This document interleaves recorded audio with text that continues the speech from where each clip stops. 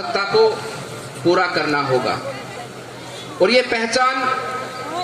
पूरे देश भर में बननी चाहिए आने वाले समय पर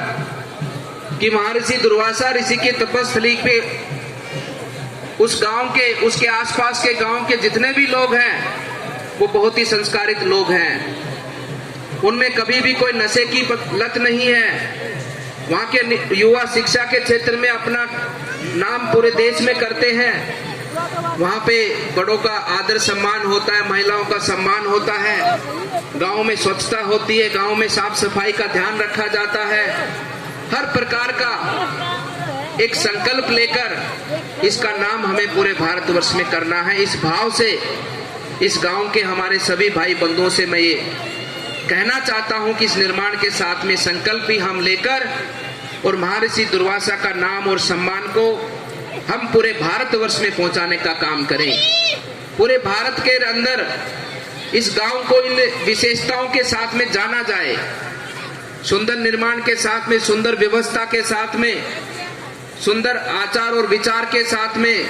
एक अच्छी विद्वत शिक्षा के प्रचार प्रसार के साथ में, और कोई भी समाज के अंदर बीमारी कुर्तियां ना हो, समाज में किसी भी प्रकार का दुराचार ना हो, ऐसा भाव हम सब लोग मिलकर निर्मित करेंगे, तभी हमारी ये तप साधना सार्थक होगी और तभी हमारे दुर्वासा ऋषि का आशीर्वाद हमारे माध्यम से पूरे संसार को मिलेगा। ऐसा संकल्प हम सब लोग इस स्थान से लेकर इस निर्माण के साथ में आगे बढ़े। अभी साथ साथ में जिस प्रकार से आयोजन कमेटी के सदस्य, इस निर्माण कार्य से जुड़े हुए सदस्य जब रोहतक आए थे तो इस निर्माण के बारे में बहुत अच्छे से हमारी चर्चा हुई। हमने सभी विषयों के बारे में चर्चा की और ये मेरा व्यक्तिगत भाव है कि हमारे क्षेत्र में इतना बड़ा पवित्र स्थान है, इतनी ऐतिहासिक और पौराणिक तपोस्थली है, इसका एक भव्य निर्माण होने के साथ में इसका प्रचार प्रसार पूरे देश में आगे बढ़ना चाहिए। बोल दुर्वासा ऋषि की, बोल बाबा बालकनाथ योगी की। उस भाव से गांव नगरी की तो किसी प्रकार से कोई कमी है नहीं। निर्माण के साथ में सब लोग बहुत आत्मीयता से, मन से, भाव से सब लोगों ने इसमें अपना योगदान दिया ही है, लेकिन सरकार का सहयोग होना भी अनिवार्य है, सभी वर्गों का सहयोग होना भी अनिवार्य है, सभी व्यवस्थाओं का सहयोग होना भी अनिवार्य है, क्योंकि आपका भाव बहुत बड़ा भाव है, बहुत ही सुंदर विचार है। और मैं मानता हूं ऐसे कार्यक्रम के माध्यम से, ऐसे निर्माण के साथ में कोई सरकार भी जुड़ेगी तो उसका भी कल्याण होगा, कोई संस्था भी जुड़ेगी उसका भी कल्याण होगा, कोई व्यक्ति भी जुड़ेगा उसका भी कल्याण होगा, क्योंकि ये हमारा व्यक्तिगत स्वार्थ नहीं है। समाज के अंदर एक अच्छाई की स्थापना का निर्माण है, समाज के अंदर एक धर्म की स्थापना का निर्माण है। इसलिए मैं कहना चाहता हूं इस निर्माण स्थल को, हम इस निर्माण स्थल की भव्यता को जन जन तक पहुंचाने का जो कार्य करेंगे उसमें केवल इस स्थान का ही निर्माण एक कार्य नहीं होगा। इस स्थान से जुड़ने वाले सभी रास्ते भी हमारे अच्छे हों, सभी सड़कें भी हमारे अच्छी हों, गांव तक आने वाली रोड भी वो भी हमारी भव्य हो, सुंदर हो, और एक अच्छे से बाहर से आने वाला यात्री एक सुगम वातावरण के साथ में, अच्छे रास्ते के साथ में इस निर्माण स्थल तक पहुंचे। मैं माननीय मुख्यमंत्री जी इस विषय को बहुत ही गंभीरता के साथ रखूंगा और मैं आप सबके बीच में कहना भी चाहता हूं कि हमारे बाबा बालकनाथ योगी की,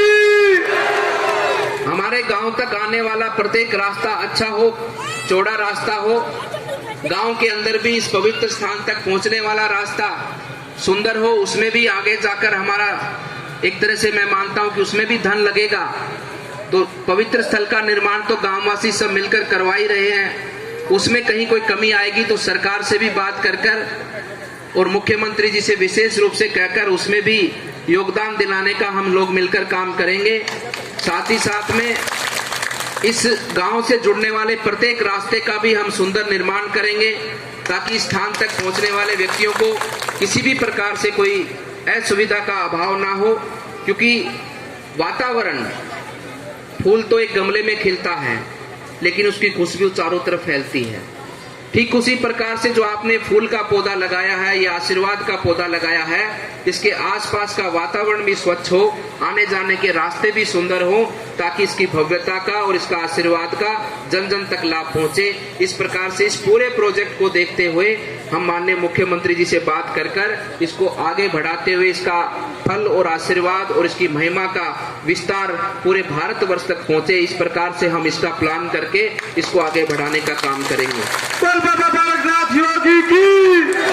बोल महर्षि दुर्वासा की। साथ ही साथ में इसमें तीर्थ स्थल का भी दर्जा इसको प्राप्त हो, ऐसी कोई व्यवस्था अगर हरियाणा सरकार में होगी या केंद्र सरकार में होगी